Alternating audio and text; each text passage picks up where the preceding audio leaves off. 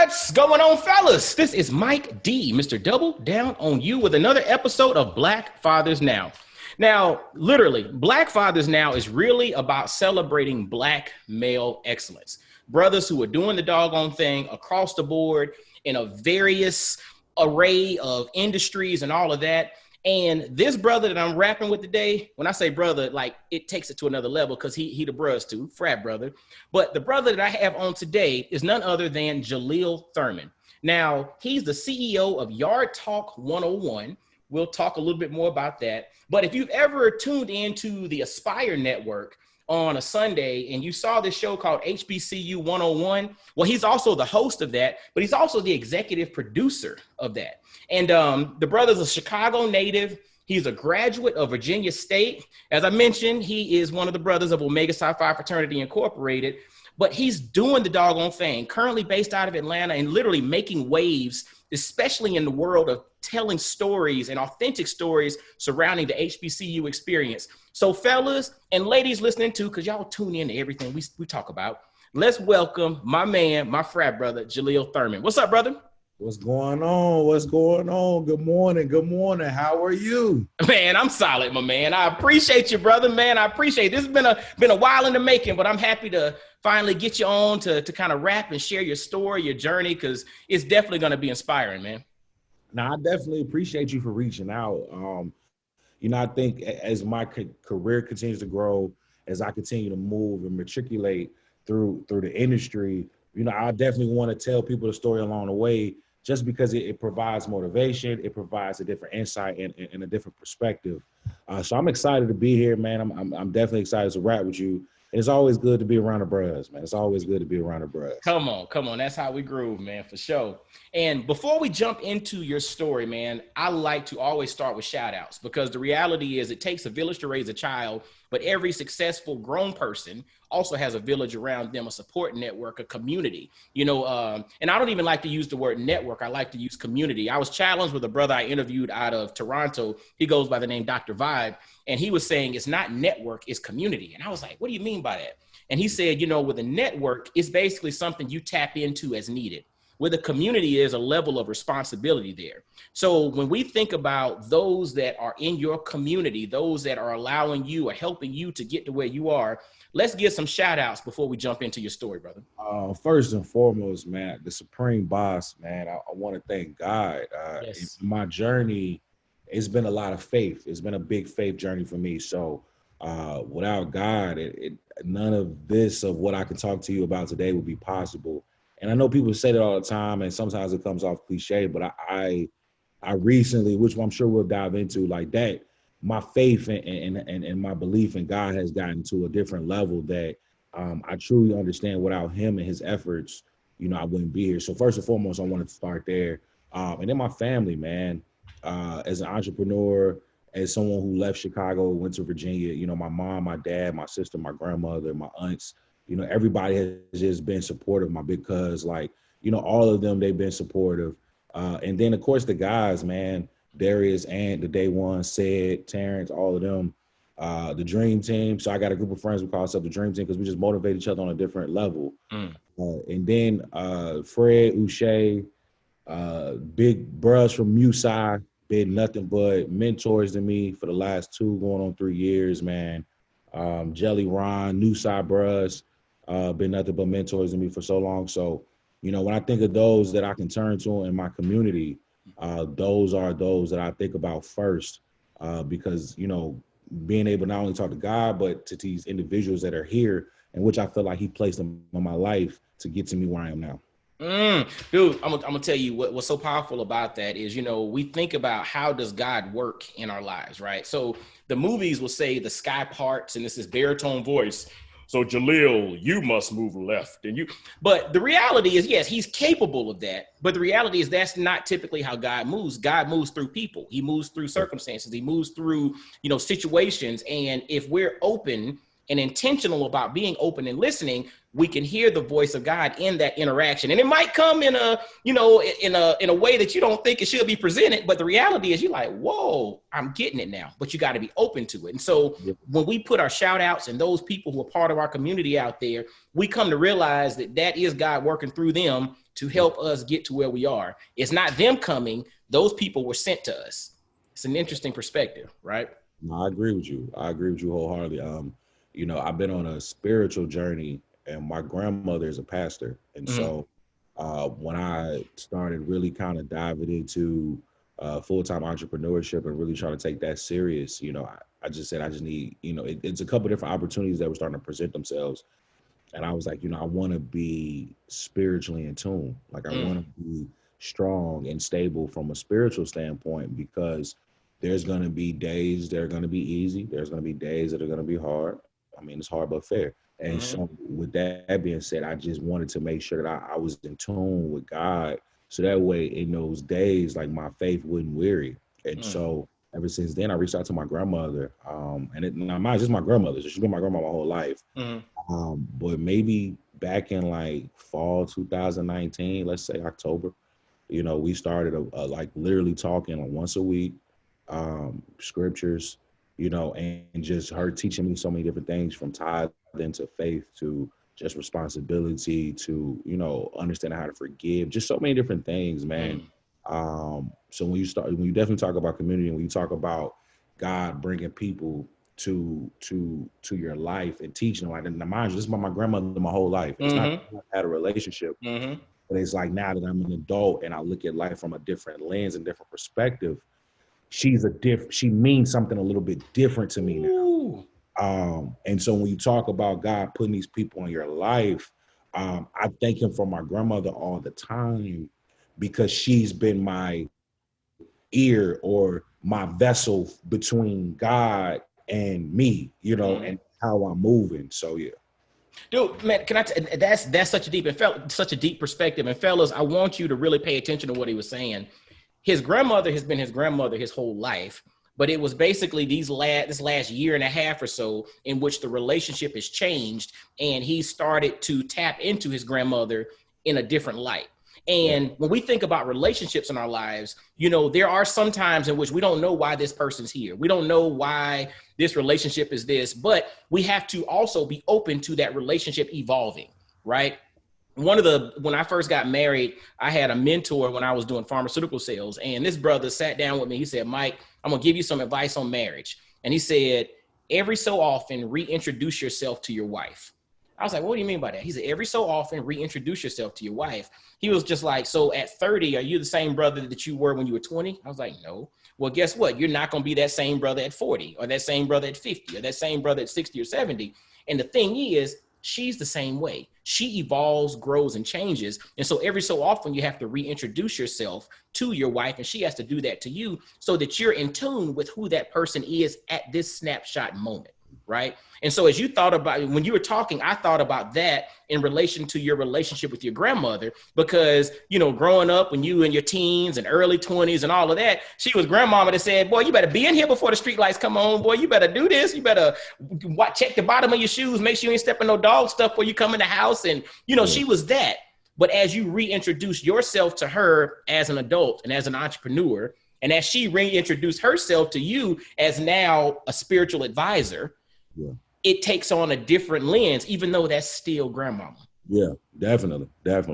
I have to wholeheartedly agree with you on that, because that's what happened. I just reached out to her. I was like, hey, listen, you know, I think that the journey that I'm on, the road that I'm on, I'm going to need spiritual guidance, and I don't trust anyone outside of you. So let's do this. And she was, you know, as a pastor, she like, oh yeah, let's do it. You know, and like, it was not a question. And she takes it serious. Like we talk every week. It's on my calendar.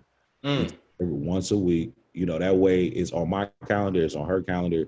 So it doesn't get forgotten. You know how that can happen. Put it on the calendar. Oh, damn, we didn't talk this week. It's Thursday. So we talk right now. It's on the calendar for Mondays. You know, just to get the week started off straight. Dude, fellas, pay attention. Again, Jahliel's we haven't even gotten into his story yet, but he's dropping gems right there. even with relationships that are just there and are going to be there regardless, sometimes you even need to add structure to those, right? So they add, he and his grandmama got on the calendar, we are talking every Monday. So don't omit that, because sometimes even in our relationships that we think that love is enough and all of that, sometimes we got to throw some structure in there so that we don't allow love to get pushed to the back burner. All right. Good. Ooh, dude, you're dropping gems already. I know this is going to be off the chain. So started with shout outs, but now let's jump into your story. You mentioned you're from Chicago and you ended up going to Virginia State, which is not in Illinois. So talk to us a little bit about like your journey growing up and some inspirations, but then ultimately what led you to down the HBCU route one, but then ultimately to Virginia State. All right. What was that first question? Because I got the last two. But Yeah. So pretty much, you growing up in Chicago. So just talk about, growing up, inspirations, and, just basically some of the things that influenced you growing up as a young man in Chicago. And then what led to, you going to Virginia State and HBCU. So, man, Chicago is a beautiful city. It's a lot of people. It's a lot of negative stigmas and a negative limelight that Chicago gets. And I'm here to tell you, any city is going to have its downfalls. Right, that's just anywhere. But Chicago is so beautiful, man. Like I tell people all the time, like I would raise my kids at home. I'm like, why? I'm like, man, it's different. It's so diverse. The culture is there. It's so many opportunities. I mean, you got the lake. You just the vibes is different. So growing up in a city, man, it's hard to even put it in words because I miss it so much. I think anybody really misses their childhood. It misses like that 7th, 8th grade high school years where they really build relationships with their friends, doing things they weren't supposed to be doing, but just having a good carefree life. And that's what it was for me. Now in Chicago, I had a group of friends I grew up with, still my friends to this day. None of us are incarcerated. Some of us are dads, some of us are, entrepreneurs doing different things. So that's a beauty in itself, to be able to say that as a Black man in today's society, number one. Number two, I'm very family oriented, man. And so, I'm really close to my mom, my dad, my sister, aunts, uncles, cousins. I think family is everything. Yeah, that's just me personally. And so when you talk about, how I even got to an HBCU or Virginia State, it's really interesting. So my parents both had two different perspectives. My mom wanted me, she's mom. Okay. Mom wanted me to stay in state. Yep, stay close. Stay close. Pops was a little different. Pops was like, hey, I want you to go. These were his words. I want you to go to an HBCU. My dad didn't go to, neither one of my parents were able to go to college. So my dad actually had a full ride to Mississippi Valley State. However, he decided to be a father instead. My parents were young when they had me. They were 18 and 20. And so Pops was just like, look, I got a son, I got a responsibility. It is what it is. So he, and even for that, when you talk about Black fathers, I always thank my dad because he didn't have to be. That's something I don't ever take for granted. I mean, at 28, I still tell him thank you because 28 years ago, he could have decided to do something else with his life. I mean, you're 18 years old, and you could have not been there. Y'all could have had an abortion. It's so many different ways it could have played out. And I always thank him and my mom, just for raising me, giving me life, and giving me a chance in this world. And so for me, any decisions that I make is to always make them too proud because they had a decision to make and they decided to be here. So when we talk about Black fathers, I always appreciate my dad for always being in my life. Our relationship may not necessarily be perfect, right? But we have a good relationship and I'm happy to call him my father and I'm proud of the man that he is. And so, when he speaks to me, even now, I always listen. It was always one, your mom, you kind of be like, all right, okay, cool. When Pops would speak, it would be like, all right, what he's saying, because he's thinking so many steps ahead. And so when he's doing that, I'm like, okay. So he said, look, we sat down. I think we were out one day. He was like, look, I want you to go to HBCU. Freshman year, you figure it out. Sophomore year, join a fraternity. Maybe junior year, enjoy college. Senior year, really lock in, man, and figure out what you're going to do. And if you want to further your education, You can go to a PWI, you can go wherever you want. It won't even matter. He was like, but I want you to get that culture. I want you Ooh. to be around your people, your first 4 years. He said, whatever you do after that, that's on you. Hold on. Stop. What influenced him to think that way in regards to, because like you mentioned, Chicago is full of culture. You know, you got all different people from different walks of life. What was it about his walk that was like, you need to get culture now, and then you can do whatever you want later? I think it might have been two or three things. I think it was the fact that he was supposed to go to Mississippi Valley State, which is a HBCU in Mississippi. I think it's his friends that went to HBCUs and their experience. And I just think it's just his awareness and his know-how of just, go be around, have that experience, and then whatever you want to do after that, you on your own. And so when he said that, I said, okay, boom. Like it was never at that point. My mom's telling me to stay in state. I'm like, yeah, it don't matter. Dad said you want me to go to HBCU, so that's what I'm doing. And so it wasn't that. And so Jesse Jackson, shout out to the bros. He had Rainbow Push Coalition Tour, Chicago. There was nonprofit, and it was a college tour. This might have been my sophomore year of high school. This was it sophomore year? Maybe junior year, but it wasn't in my senior year for sure. And we paid, it was like $500 or $400 or something like that. He had two different tours. It was one that was going to the South and one that was going on the East Coast. Okay. And I wanted to go to Morehouse. So I was like, I'm probably go to Morehouse. So I want to go to the South because I was like, I've never seen the campus. I haven't had an opportunity. I don't know what it's like. I don't know what the vibe is like. So that's the one we went on. So a couple of friends, it was a lot of us. It was a very fun experience. I mean, we traveled to, I think we stopped at Tennessee first. So it was like Tennessee State, Fisk. I know we went to see like Alabama State, Alabama A&M, FAMU, the AUC. I'm sure I'm missing like a couple of schools because I feel like it was like one of those that was a little outlier. But yeah, I do remember seeing those schools specifically. And it was an experience, a dope experience. I mean, I went to Morehouse. This Morris Brown might have still been active, or at least relevant to some extent. I know now they're in that process of getting reaccredited and things like that. But yeah, man, and I just enjoyed the Greeks. I enjoyed just the different vibes that we seen on the tour. And so I was like, cool, I'm gonna go to Morehouse, right? And interested enough how I got to Virginia State was there was a scholarship reception in Chicago. Okay. Lehman's scholarship reception or something like that. It was real formal. And it's funny how God works. I'm gonna tell you this. So I got accepted to every HBCU I applied to. Morehouse, Hampton, Howard, FAM, Alabama, whatever school was. Yeah, you were in there. I got in there. Some schools offered me partial scholarships. Some schools offered me scholarships. Morehouse actually didn't offer me any money.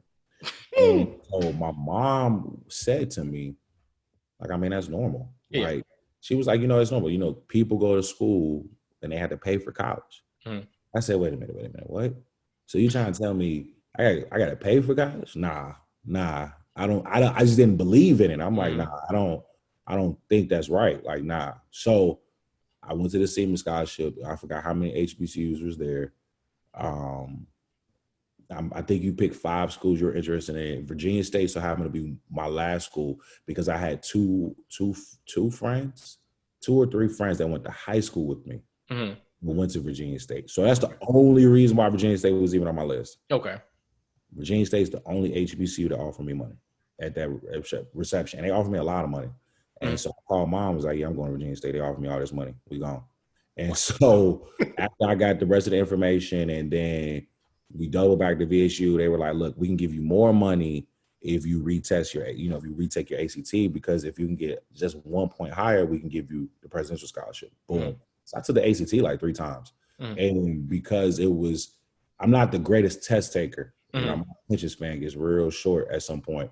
However, what they did was they pulled the best scores to make one composite. And I was able to get the presidential scholarship.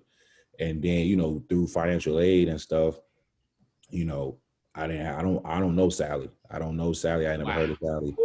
I don't know who that is. Mm. And so, through God, I was able to go to college for 4 years.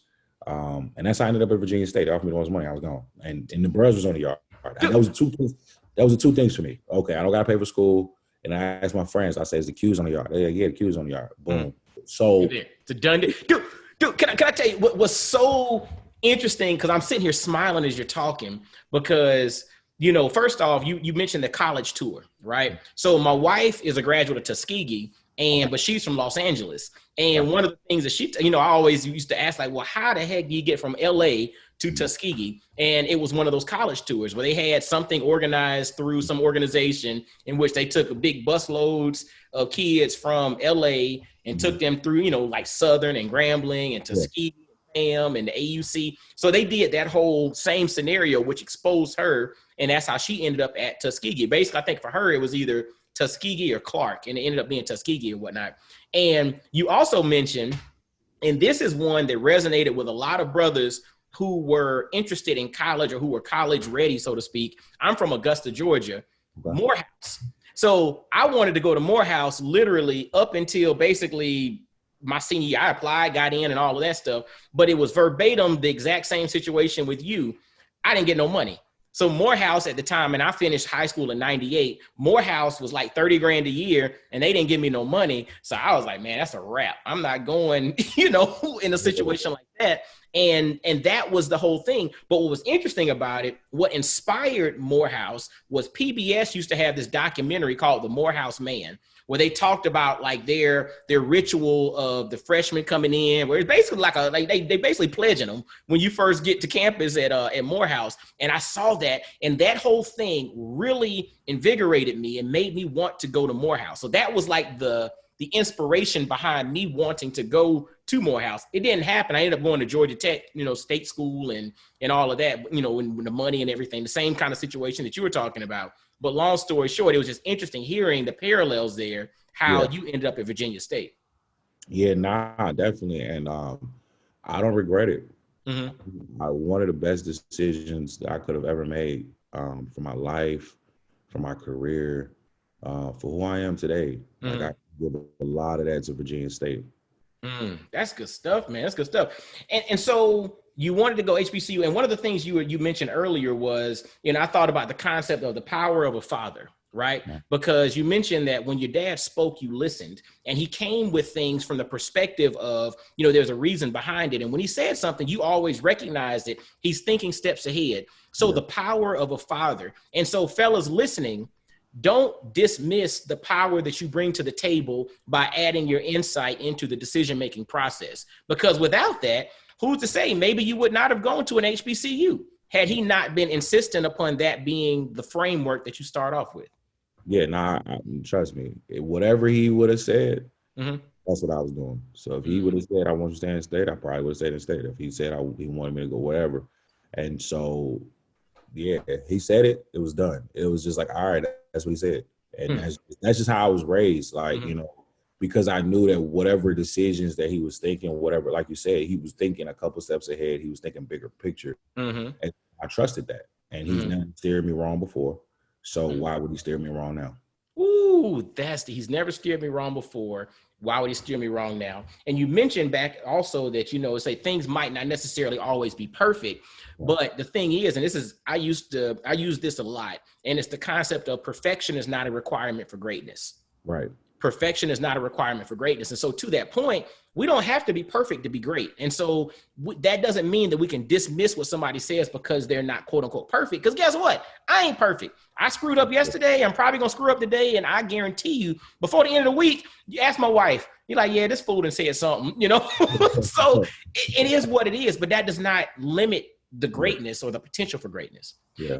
And so HBCU, you went to Virginia State, you did your thing there, but now, how did all of that lead to Yard Talk 101 and ultimately, the HBCU 101 on the Aspire Network and, you moved because you moved to Atlanta too, right? Because I think I saw something about like the move and the step out on faith. Talk to us about that journey, brother. Man, that journey's crazy. So in college, my sophomore year, I joined the Student Government Association. So at that point, I was vice president. So I was vice president for 2 years, sophomore and junior year. And in my senior year, I ran for SGA president. And so, of course, I was SGA president. And so what happened was, spring 2013, there was a couple individuals who died from an off-campus hazing or from hazing from an off-campus organization.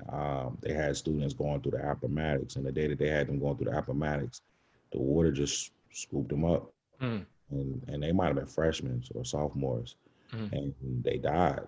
And that's tough, man. It's tough when it's a campus organization doing something like that, but then it's tough when it's off campus because it's like, we really couldn't control what was happening, and so, of course, that caused a lot of drastic measures to change. A lot of the morale of the school change. It was crazy, man. Like, we were on a search for these boys, man, and finding them swept up in the water, like in college.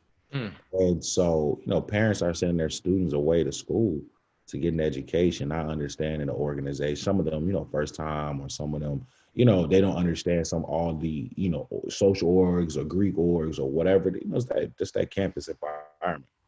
And so going into the fall, we already started the year off crazy. Going into the fall, now I'm SGA president. So on the heels of that, like coming off of that, like, okay, cool. You like, all right, it can't get no worse than that. Nah, it did. Like, I don't know what was going on, man. It might have been something in the water, the food, but like we had a brawl on campus. During homecoming, we had a stab on campus.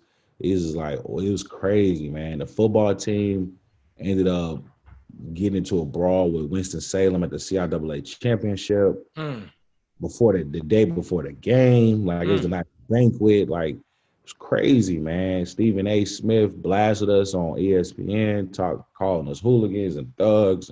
Because he's a Winston-Salem grad, ain't he? He went to Winston, so and home team. And and that all of that really hurt, right? Because we're kids, man. Yeah, we make mistakes. What I'm saying? Like, we're not young kids, but we young adults. But that's right. To some people, man, y'all still kids, man. Y'all just good kids make bad decisions, right? Yeah, good kids, bad decisions. And the media, though, lived on campus. Like, put their camper packs. Was anytime something happened, it was like they were on the scene. Hey, I am here, and it was like, it got so depressing as SGA president. It's like, I've been in Virginia State for these going on 4 years now. We ain't never had this happen, and now I'm SGA president. Y'all want to act a fool? That's right. You know what I'm saying? Like, what's up? And parents was taking their kids out of Virginia State.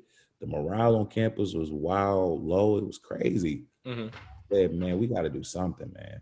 I was like, because we're student leaders, man, and this is our campus, this is our yard, and the media is not going to control the narrative of our institution. Like, they can come here and say what they want, like they've been to the family barbecues. But they don't understand that we still producing greatness. That one of the first Black billionaires is Reginald F. Lewis, and the School of Business at Virginia State University. And you got us graduating this rate, or we have students that are doing X, Y, and Z. They're not here to talk about that. They're not here to talk about the dope things that we're having on campus. And I said, I don't like that. I said, let's figure it out. So what I did, so this is fall 13, right before Christmas break. Say, let's put together a spoken word video. That will attack and address the media, because they're depicting us as these thugs, and so let's do that. But let's not do it as just like me saying something. That's not going to have the same impact, right? But let me start it, and let me toss it to spoken word people, and let's put it into a video. So we had like a video team of people on campus that would do stuff, and I reached out to them. I said, this is what I want to do. They said, all right, we support it. Cool. Who you want? I said, these are the 3 individuals I want to utilize. They do spoken word. One of them now so happens to be one of my neos. Shout out to Kondawani Fidel. He's doing his thing in Baltimore, man. He's like the voice of Baltimore right now. If you look him up, you'll see he's crazy with it. But I was like, yo, let's rap. And so we put together something. And Connie said something that still resonates to me to this day. He was just like, yo, y'all call us thugs. He's like, tough. Yeah, we are thugs. Tough, heaven sent, underprivileged gladiators. And I was just like, dang, like, so to this day. Whoa, pause. Whoa, right, yeah, hold on. Bar. Tough, heaven sent, underprivileged gladiators. Like I still to this day feel that every time I say it, like, wow, like, and so that spoken word piece might have been 2 minutes maybe, but it had the impact that I wanted it to have. The student body ate it up. We got support, right? Like I asked students to come out for the video. They were there in Virginia State gear. We was in the bottom of Foster Hall. So there's a student union. It was dark. It was like the vision that I had for it. I'm like, yo, let's make it dark. Let's shine light on those this and a third. Like everybody has serious straight faces on. Like, yo, we mean business. And it came out really, really, really well, man. And the students loved it. Parents loved it. The alumni, Trojan Nation ate it up. And at that point, I was able to help change the narrative and switch the morale right before Christmas. So that when we come back in the spring, man, we come back with a different energy. I ended up doing an interview about the video over winter break. And so when I came back, it was my senior year, second semester. I'm trying to graduate. This is spring 14 now. And I'm like, yo, I got a group of my friends together. And they were all mass comm majors and they all had different things. And I was like, yo, this is it. Like, this is what we can do. Because when you're a mass comm major, when especially, first of all, when you're in college, you're trying to figure out what you're going to do after college. Yes, right? absolutely. But when you're a mass communications major, it's really different because you're like, yo, I want to go public relations. Do I want to go radio? Do I want to go TV? Cool.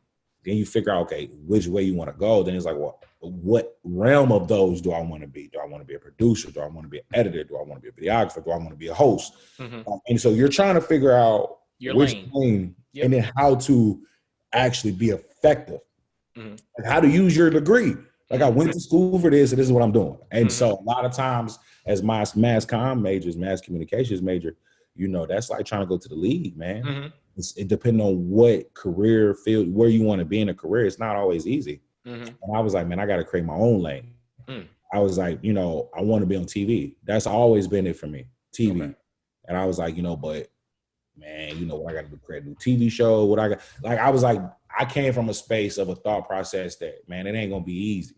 But if I create my own lane, if I create my own space, then I could probably, scale that, manage that, and use as an opportunity to get me somewhere. And so I was like, yo, so at first it was called HBCU Gladiators. That was a TV show. That was a whole concept. And it's so crazy how life works full circle. So the show was called HBCU Gladiators. I had this whole segment, worked with the team. Everybody was like, look, John, we trying to graduate. Like straight up like that. Like, hey, bro, like we feel you, but it's, we trying to get going. Yeah. It's the second semester. We graduating. Some of us, I think 2 of them went to Syracuse for like their masters and stuff like that. And they doing stuff in LA. They doing some dope stuff. And it was just like one of those things when I realized that your vision, your dream, everybody won't see. Ooh, whoa, that's a pause. Hold on. That's the bar, fellas. Your vision and your dream, everyone won't see. You know why? Because they don't have your eyes.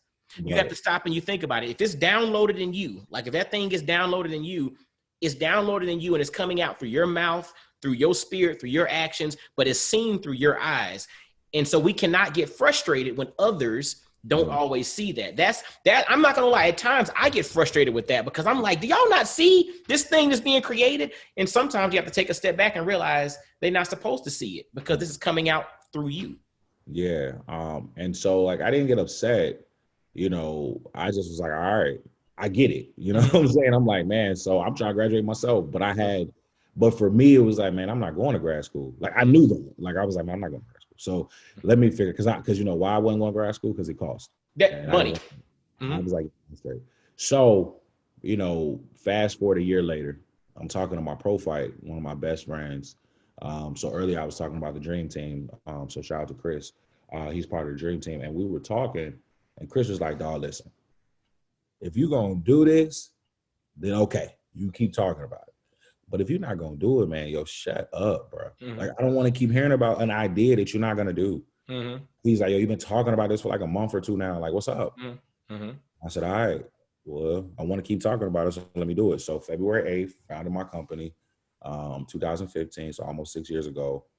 And ever since then, we've been rolling, man. And I was like, you know, at first, when I was looking at HBCU Gladiators, that's what I was trying to think. But I was like, yo, I can't do HBCU Gladiators right now. That's a lot to digest. That's a 30-minute show. I can't give people that off break. I need to do something that's short and simple. And one of the segments that was in HBCU Gladiator was called Yard Talk. Like, yo, that's like an open discussion. We on the yard, we rapping, whatever. So I created Yard Talk 101. And ever since then, we've been traveling to campuses, you know, kind of like that hits on the street vibe. At HBCUs, that was my whole thought process. Like, I liked how he used to just go up to people, talk to them. And I was like, yo, I'm gonna take that same vibe. And, you know, I created the company as a source to, as a digital series myself. It was like my reel. That was my opportunity to show that I can interview people, I can interview celebrities. This is my reel. It's got me a plethora of opportunities. And over time, I realized that, yo, this has an impact on high school students. This has an impact on these students and prospective college students and HBCUs. And so over the years, we switched from being a digital series to a marketing agency that then bridges the gap between prospective college students at HBCUs and major corporations, because now we're in a space where there's these major corporations trying to figure out how to connect with HBCUs. And so over the course of 6 years, my company has developed and understood those different things. And I just currently am going through a rebrand, new logo, new color scheme, new website, because I have a different vision now than I had 6 years ago. And so we're going through something crazy. Now, when you talk about Aspire TV, when you talk about those, I'm big on, so shout out to Ty Johnson, man, and Derek Weber and the shout outs, I forgot, but I'm big on building relationships. Yes. Like, one thing about me, man, I care about building a relationship more than what you can do for me. Yes, 100%. I feel like relationships, friendship, that was another reason why I joined the frat. Friendship is essential to my soul. Like, that's how I feel. And so that's why the frat always spoke out to me, because that was important for me. Not because I didn't grow up with brothers. Like, I have younger sisters. It was like to have brothers and to have, like, that was important to me. And so I had a conversation with Ty one day. So I built a relationship with Derek. Derek and I, still one of my mentors, big bros to this day. Ty, you know, he knew Ty. He was like, hey, you know, Aspire TV, let's make the connection. Cool. Ty reaches out to me, and I'll never forget, I was telling him my story a little bit, and I'm like, yo, you know, I went to Virginia State. He's like, yo, you're not New Psi. And I said, what? And he's like, you're not New Psi. Now, at this point, and bruh, you go from business to bruh in a split second. We know the deal. What you mean I'm not New Psi? He was like, I mean, you're not New Psi. I said, are you New Psi? Because I'm New Psi. You check my brains. You check. Like, I went straight bruh. Yeah, you went bruh on him. Like, yo, like, dog, this ain't what you want, right? And so he's like, nah, I love New Psi. Like, I'm not New Psi. He explained to bros. I was like, oh man, that whole conversation, our relationship from then has changed. We've been building. And so I got different digital opportunities. And one thing I always tell people, it takes money to make money. Yes. And you have to be willing to invest in yourself, or others will be willing to invest in you. Ooh, say that again. Say that again. So you got to be willing to invest in yourself before others are willing to invest in you, whether that's time, whether that's money, whether that's energy. I'm not going to give you time, money, and energy until I see you putting time, money, and energy into yourself. That's just the reality of it, right? That's real. Because why would I want to help you or give to you, and I don't even see you putting in the work for yourself? Right? So these opportunities that I got with Aspire TV weren't paying. That's the reality, right? But they were like, yo, we looking for digital this and the third. So I spent my own money to create content for them. It cost me time and money. But I said, you know what? This isn't it. This is an investment. This is an investment. This is a seed into something that's going to mean something one day. And so, all right. So that's that. Hold that. So 2018, I want to say, All-Star Weekend 2018, it was in LA. Me and the Dream Team decided to go to LA for All-Star. Cool. I bump into someone by the name of Fred Witt. Fred Witt is 04 Musa, Terrence J's line brother, manager, good bros. I said to myself in 2018 and 17, like, hey, I don't want to connect with TJ. I don't want to build. I idolize Terrence J. That is my idol. Hands down. You know, him, Steve Harvey, you know, Ricky Smiley, like the bros, like I idolize these people. I said, however, Fred is who I need to get to. Yes. And it's so crazy how life works, man. We in LA, we go to a day party, wasted. You know, we not driving, we Uber, but we in LA. So we can just walk, right? We in Hollywood. Okay. So we walk to a Jack in the Box. My line brother Dre, shout out to Dre, tries to talk to Fred's girl in the parking lot. Fred hops out this sprinter. But we got a problem. So my little brother like, yo, what's good? Because Fred's smaller than my LB. My LB played football. So I'm like, what's good? Like, what up? This nothing, man. This ain't what you want, but whatever. And so I look up and I'm like, yo, hold on. I said, hey, yo, you Fred? He like, yeah, I'm Fred. What's up? I said, you the bros, right? Musa, right? Yeah, I'm Musa 05. I said, yo, we Musa 12, 11. What's good? Like, da-da-da. And then I went from an intoxicated bruh to so much sober judgment. It got crazy. Like, I went from all of that to, hey, listen, look, my name's Jahliel. I got a company called Yard Talk. I see you training for the marathon, for the Chicago Marathon. I'm training for it. I'm doing this. Like, I'm spitting whatever I got. That's right. I don't know when I'm going to see this dude again. That's right. That's right. Shoot your shot. He's like, all right, look, let's connect. Yo, what's your number? Cool. His phone was acting up. So I said, hey, forget that. What's your number? So he gave me his number. I text him. Cool. Little did we know we would see him the next day. So TJ was shooting Safe Word 2. I got a friend named Leonard Outs that's a comedian that went to Virginia State. And seen we were in LA, and he said, hey, come to the set. I'm going to introduce you to Terrence and da-da-da-da. So the first person we see when we get to set is Fred. He's like, who are these guys? Why are they here? I seen them last night in a parking lot. Now they here on a set. Who are these people? And ever since then, I've been building with Fred, his line brother, Uche. So I went to the same high school as me in Chicago. So those two, ever since then, because I was on Fred back. Like, yo, I got this idea. I got this. I got that. Like, just something got to stick. Yeah, something. Something. And one thing stuck to him. He brought Uche on the phone. Me and Uche was building. And then at that point, I was like, yo, it's not even about building with Fred no more. Me and him going to build organically. That's right. But Fred got too much going on. It's easier for me to build with Uche. So me and Uche was building. He had a little bit more time on his hands. And over the years, now we build together. And so I was going through depression back in 2019 because some things with the network didn't pan out how I wanted them to.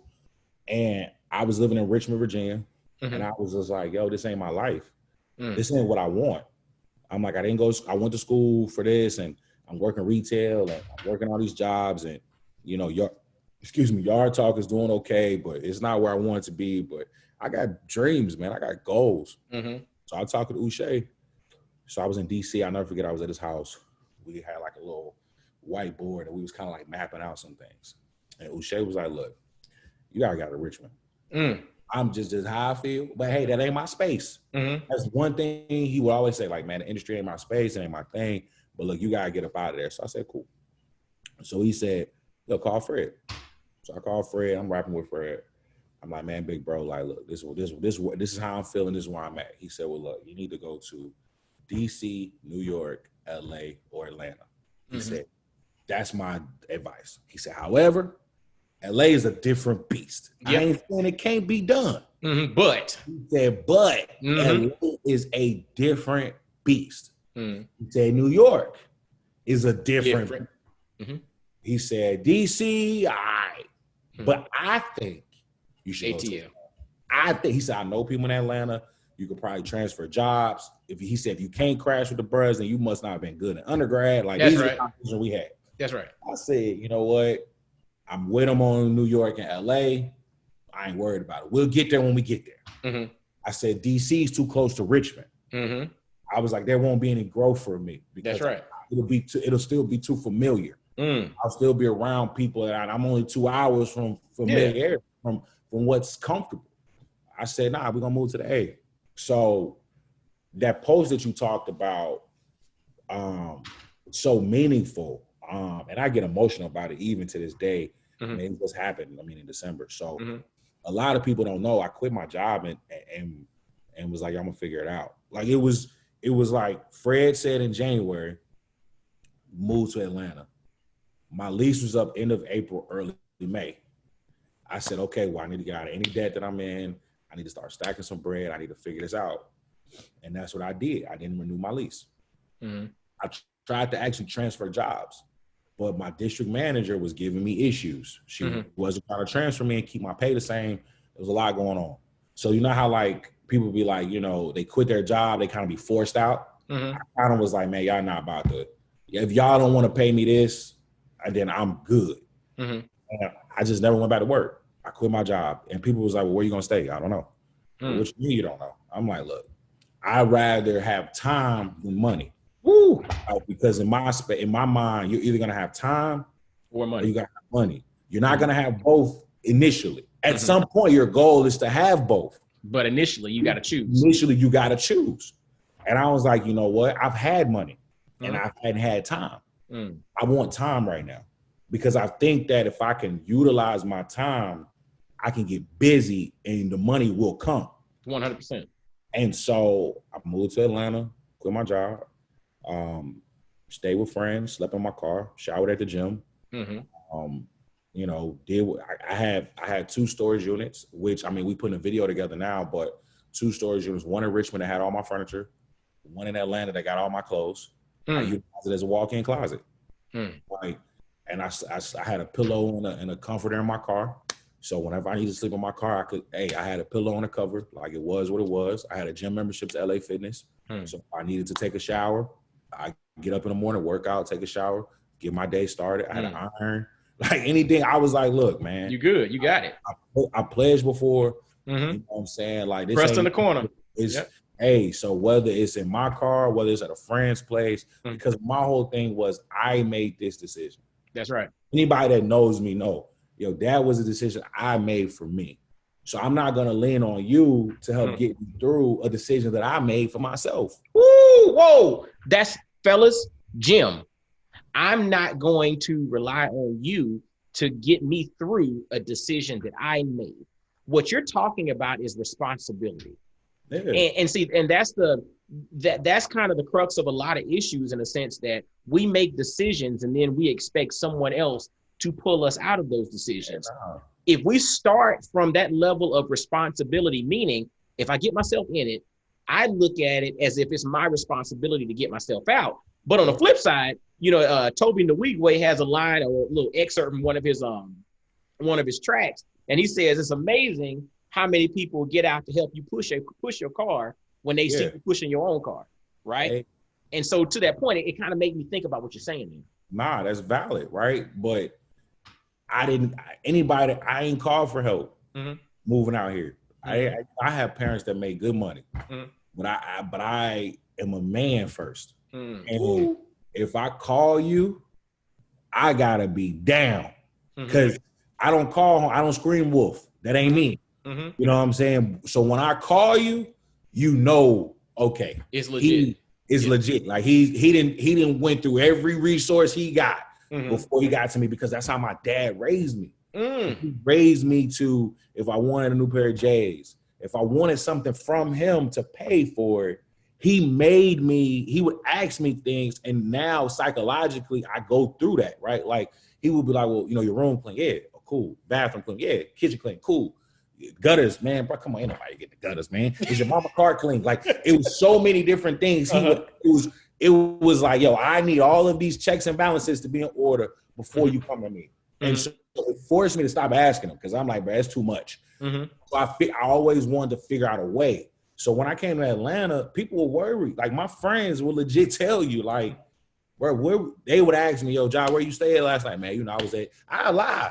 Man, I was at this one shorty crib where I stayed in my friend's joint. I was in my car because I just didn't want, like I said, it's a decision I made. I didn't want your pity. I didn't want your pity. I didn't want you to worry. Look, I'm good. Don't worry about me. Just be who you be, and I'm gonna be who I am. And eventually this story gonna be something for somebody. Yes. And so when I got to Atlanta, I had Ty from Aspire, and I'm like, yo, Ty, just so you know, I'm in Atlanta now. Any opportunities, if it's an ambassador for the network, whatever it is, I'm here. Ty hit me like, look, I might have a show for you. Got an opportunity, HBCU Game Day. So shout out to Jahliel and HBCU Game Day, man, because they presented something to do something for sports, but then the network wanted to repeat, and Ty was like, nah, let's do some lifestyle. So Ty was like, oh, lifestyle, HBCUs. Oh, I got the perfect person that could collab. Boom. So Ty brought us together. And this was a lesson for me too, right? Because when you used to being that guy, when you used to being the host, when you used to being like that person that put it together, and you get added on, you have to take a step back and realize, man, it's not mine. Like I'm just a talent here. I'm just adding value. And so I'll never forget, because Tali was like, look, you know, how do you feel about being a part of a show that's not yours? Like he straight up asked me. Like, and I'm just like, I mean, man, listen, you know, if I'm hosting, if I'm an opportunity, you know, I'm all in. You know, like it don't have to be mine. In my heart, in my mind, I was like, yo, that's right. This is what I've been doing for years. Why wouldn't it be mine, right? And so I said, but my mouth was like, nah, let's just rock. And I had to tell myself, like, yo, Ja, like, you don't know what opportunities come out here, so just humble yourself. Yes, that's a word I was about to drop. I know you feel like you've been putting in the work, but just let God work, bro. And so I'll never forget, we filmed the first episode. So I wasn't supposed to be the host of HBCU 101. First of all, Ty was like, yo, we need a name. And I'm like, yo, why don't we call it HBCU 101? I got Yard Talk 101. Y'all got HBCU Game Day. We putting it together. Boom. We like the name. We sold. I was like, then it keeps it generic. Like, we get people to 101 on HBCUs in so many different levels. Like, cool. I'm in DC. I got a call. So, mind you, I was supposed to co-host with someone. It wasn't even my show. I was going to just be a toss every now and then. Like, This is what it was. It was like, hey, we're going to give you opportunity because they say give you opportunity, but we don't really know you like that. So, we're going to. That's right. So, I get a call. I'm in DC. And Charlie's like, hey, look, you know, the young lady that we had, she can't co-host because of potential conflict of interest with another entity that she works for. Yeah, we're going with you. Woo. Okay. Cool. Now, when we first started out with the show, it was a distribution deal, so there was no money being made. I didn't care because what I tell you in the beginning, you're going to get time or you're going to get money. And right now I got time to make something happen for me that'll eventually bring money. Lead to the money. Got to get there. So we filmed the show whole season. So first episode, I was just trying to fill it out. We in there. The dude we were supposed to interview didn't show up. So we had to improvise. So what we ended up doing was just telling people like, yo, who we were, what HBCU 101 was going to be about. We brought us into, and Tali is a genius. And so we put it together. So then I'm like, yo, Tali, I could get crazy with this show now. I was like, I have friends, I have people that can be guests on the show, and we can. And he was like, look, I'm gonna be honest with you. The more you do, the better it is for me. He said, because I gotta produce and edit 2 shows. Done. So then I called Uche. Uche, yo, it's like my show. Like, it ain't my show yet, but it's like my show. Uche said, hey, let's get Fred on the show. Boom. We get Fred on the show. Fred sees himself. He sees the vision. I'm like, yo, why don't y'all be executive producers with me? Fred and Uche say, you know what? Let's do it. And so over the course, I was bringing in guests. The show was getting better. They would give critiques. Lighting was off. Audio was off. We was piecing it together. Yeah. But by November, we was good. So Fred had hit Keisha Knight Pulliam. So shout out to Keisha, man. He was like, yo, Keisha said she'll do the show. Boom. So we got Rudy from the Cosby Show. We got Spelman in the building. So that's when we were like, okay, Keisha's episode was excellent. He said, look, I got somebody else, man. He went to FAMU. He so happened to be an Alpha, but he's really good friends of mine. I said, all right, what's up? He said, look, what day can we get Will Pack on the show? Ooh. I said, yo, whatever day Will need, we'll make it happen. So Will came, by far, one of the most down-to-earth people you ever meet, man. Will is such a good dude, but we did it, and it was dope. And that was like the last episodes of the season, and we were like, yo, we really got something. So that was fall 2020. We come back. Aspire wants to bring us back. Now, we were debating on, do we want to take another distribution deal? We want to do a free one. I said, look, first season we was playing catch up. Second season, let's get in there, right? And let's do our thing. And so they was like, all right, bet, cool. We get in there, we body it. We had DJ Envy, we had Steve Pamman, we had Pretty V, Darren Brand, we had Cortez Bryant, Jamila Mustafa. Like, we just had a dope lineup, man. Jaren Brand, Coriel. I mean, Jaren Small, Coriel. Like, we just had so many different people. And we came back to the network and we said, hey, you know, what y'all want to do? They came back. They gave us a deal, a licensing deal, that for me, it was enough for me to put a roof over my head. So mind you, I've been doing all of this, staying with friends, grinding, just trying to piece this thing together. So that post that you're talking about on my Instagram was like, man, like, y'all don't understand. Like, I gave up everything I had for this. Like, I've been living off credit. Like, I've been, whatever it needed to make happen, it may happen. So when you bring it full circle, you're like, yo, wow. So now we're doing HBCU 101. And remember I said I had a show I did called HBCU Gladiators. So everything that I have HBCU Gladiators, I have now slowly but surely integrated it into HBCU 101. So we got Did You Know section. We got a health fact section. We got news. We got interviews. We got spotlights. But these are things that I actually had back in 2015, 14. I created HBCU Gladiators, and I took that full circle and brought it back to life. And now that's what we're doing. So now I'm getting paid to do something I love to do. Other opportunities are coming along the way. Boy, it took faith. That's why when I started this, I said, if it wasn't for God, if it wasn't, because I was in some dark spaces. I mean, I go to therapy. That's a whole nother subject for a whole nother day. That's real, though. But I go to therapy. I had a spiritual advisor. I had friends and family. I had this community of support. But I also took that responsibility on myself and said, hey, if I want this, and I always have a quote, 2 quotes that I live by. One is by Winston Churchill. He says, success is failure after failure without the loss of enthusiasm. So and I look at it like this: in any space in life, we're gonna fail, right? No matter where you at, you're gonna fail. You're not gonna get the grades you want. You're not gonna have time to school. You're not gonna be late to a meeting. You go whatever it is. But if you just keep going, if you keep going at it, you stay 10 toes down. Eventually, it's gonna happen. Absolutely. Then the other one is chase your dreams or watch someone else live them. And that's something I came up with because I feel like we have these dreams that other people live, and we're not, chasing them. So that's my story. That's been my journey. That's what I've been got going on. Bruh, when you said chase your dreams or watch someone else live them, like that thing literally hits me in my core. But then the whole premise of in the midst of you doing your thing, again, I think in associations, right? Like that's kind of how I connect the dots. That's how I make sense of stories and things.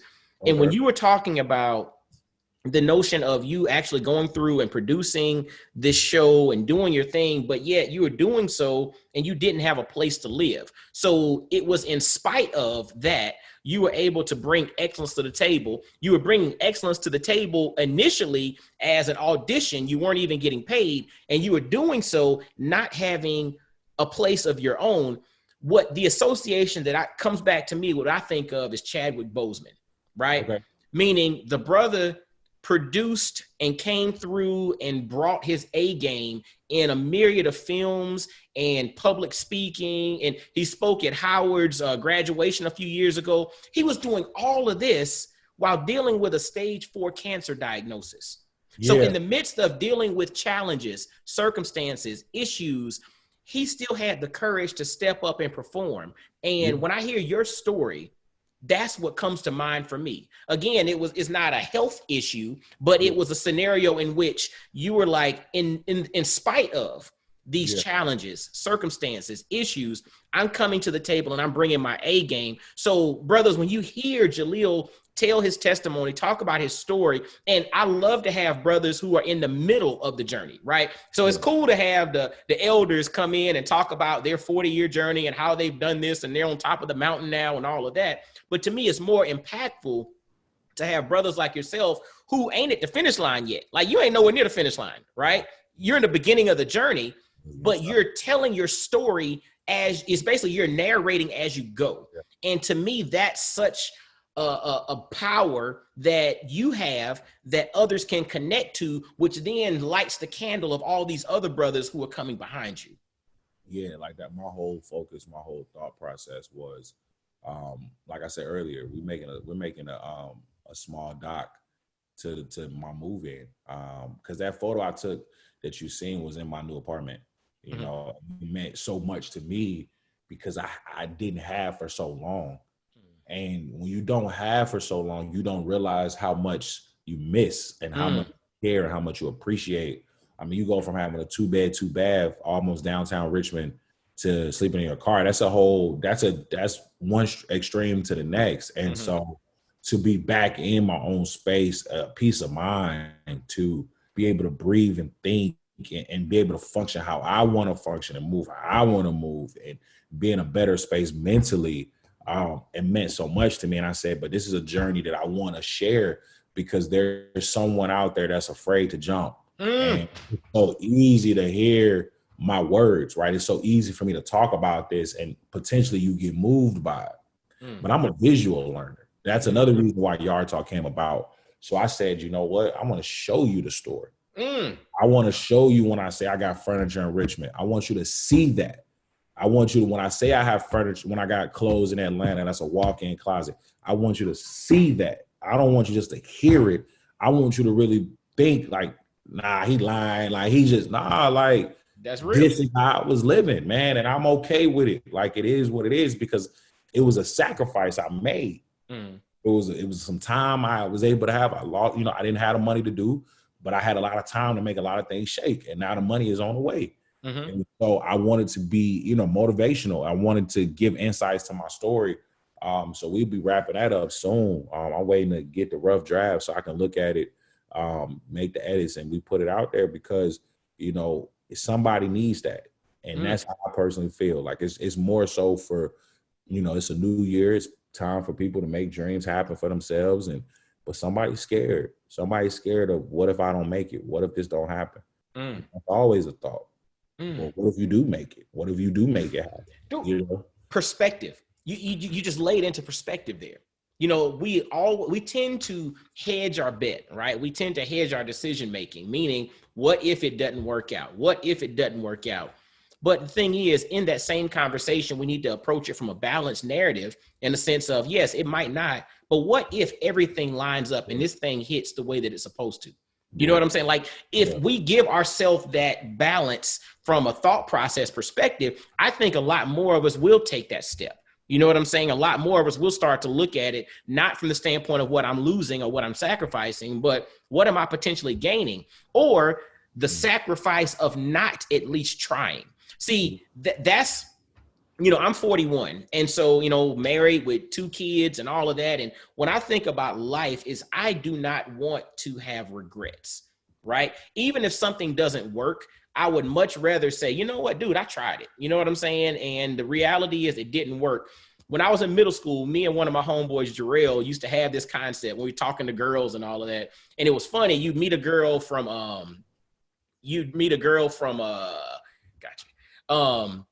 you meet a girl from the standpoint of like back in the day, you know, you say like, man, you know, I used to like you and this and that. Well, I'm like, well, why didn't you say something?